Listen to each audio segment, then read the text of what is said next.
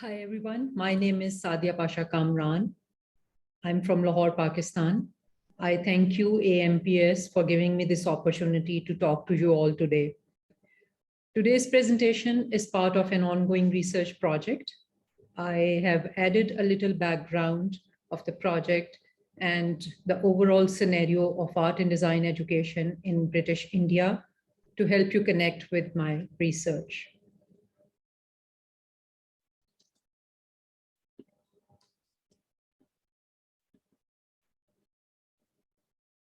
Decolonizing art and design education in Pakistan, missing links in research, practice, and policy. At the dawn of 21st century, the concept of decolonization was getting strong hold in every field of life in the global South as an essential integer for a harmonious world. In Pakistan, it took around 2 more decades to create awareness of the traumatic past in a way that engaged the academics, thinkers, and policy makers in making conscious efforts to decolonize the society. The need to reevaluate the strategies for a more comprehensive and result-oriented approach in art and design education is realized. This study looks at the conceptual challenges, redefines terms and expressions, and relocates the compass on imminent challenges than merely reiterating the cause and effect of being a formal colony. It proposes engaged scholarship and not just community engaged, but contextually engaged learning and systems of knowledge production as a promising approach towards a more stabilized society that is eager to create an impact on the global horizon.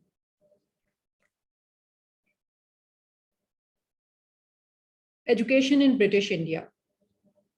The British claimed to bring development and modernity to India during the 19th century. They built hospitals, prisons, police stations, and schools. They constructed roads, laid railway tracks, combat diseases. But all of this was to gain their own economic interests.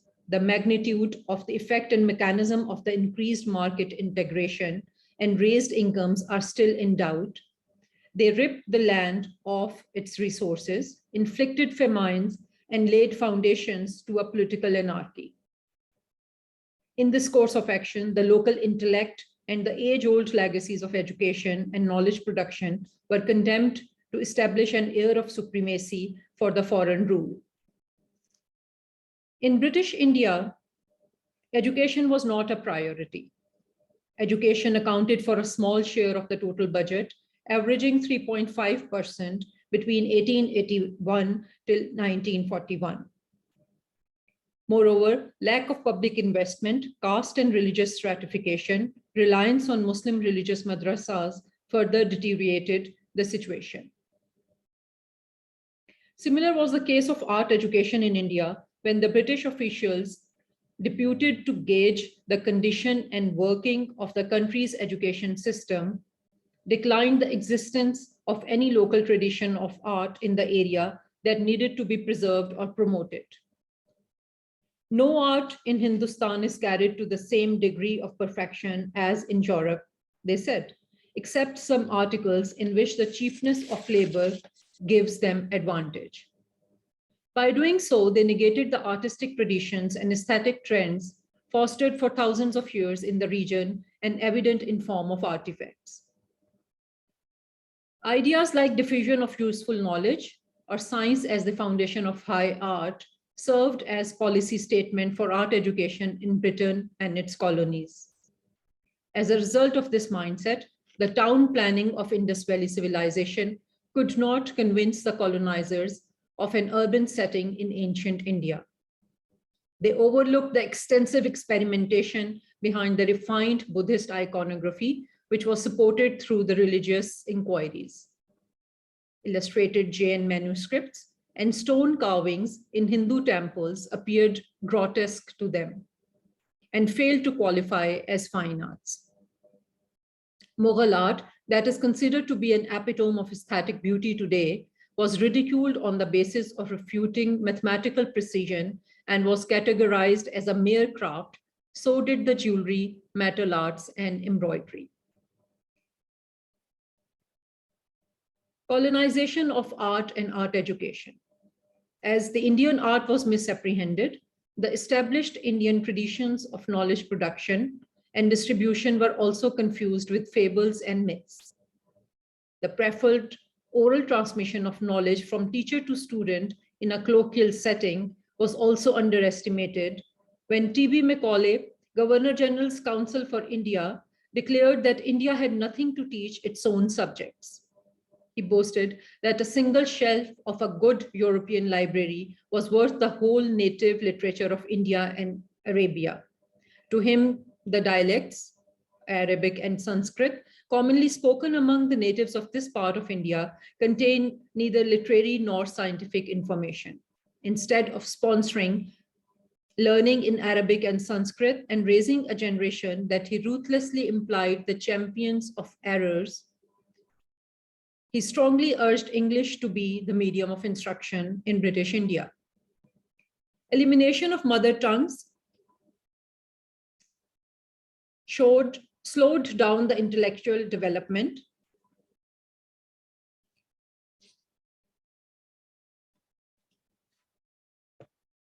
Elimination of mother tongues slowed down the intellectual development of the community, inflicted the locals with an inferiority complex, while silencing them in the longer run.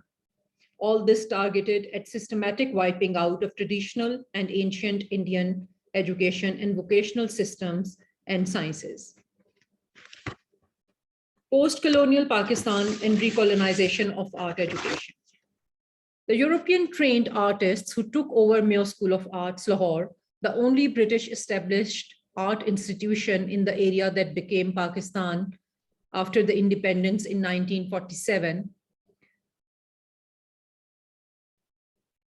after its principal left, carried forward the same mindset, supported the same policies, even taught the same syllabus set forth by the colonizers during the 19th century.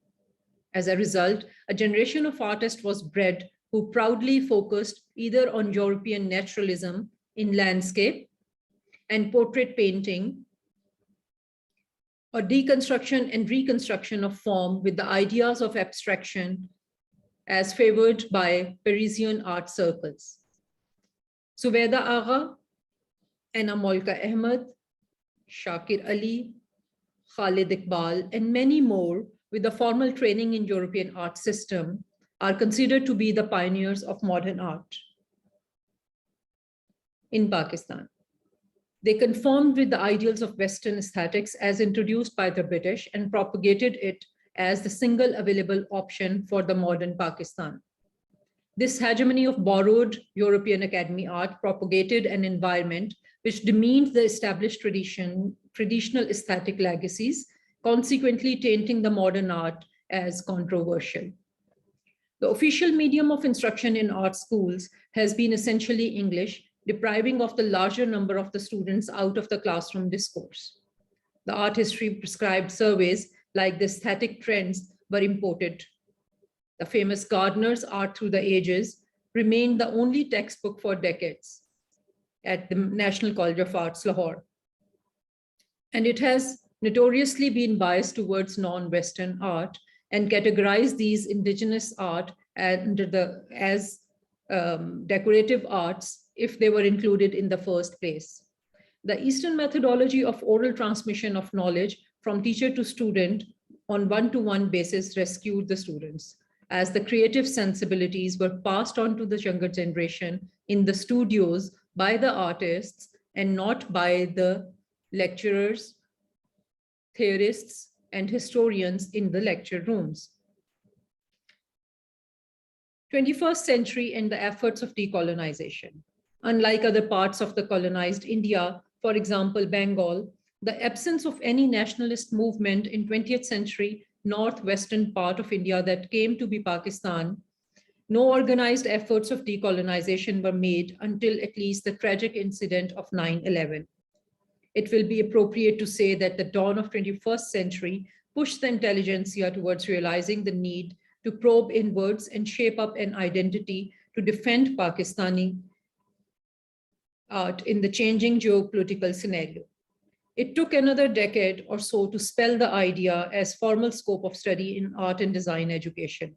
However, the efforts to reassure the importance of mother languages, collection of regional and folklore setting up of citizens' archives, restoration of heritage sites, and some of the important milestones towards the process of decolonization. Decolonization, like other concepts, has developed from what it stood for as an aftermath of World War II.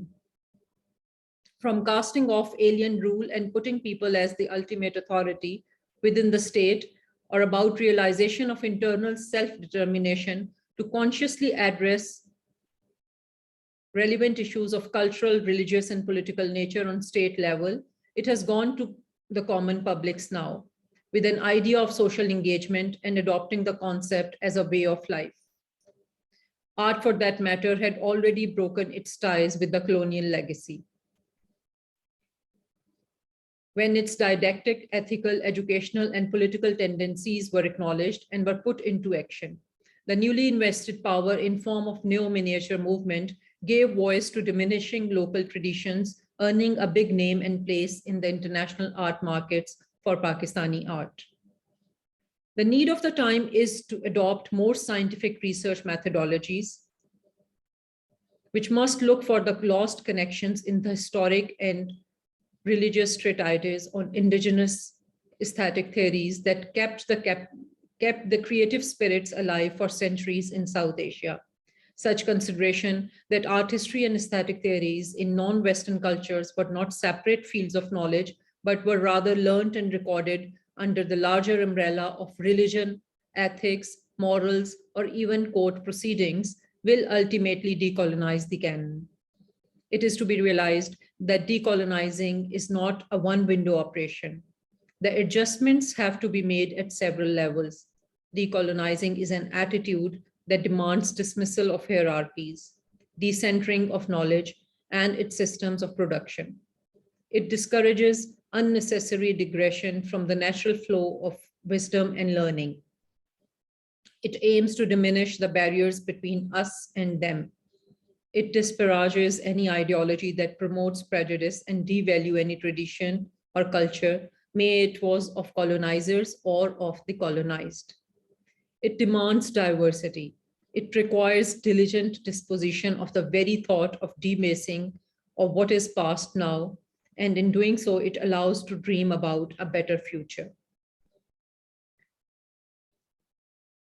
To sum up, I would like to say that the only way forward now is to redefine decolonization, relocate the compass, revisit history, reevaluate the past, retain time-tested legacies, resolve epistemological differences, reconnect communities, realize transculturation as a reality, review models and paradigms, rethink indigenous, and ultimately reformulate art and design pedagogies to conceive art that is relevant in today's world.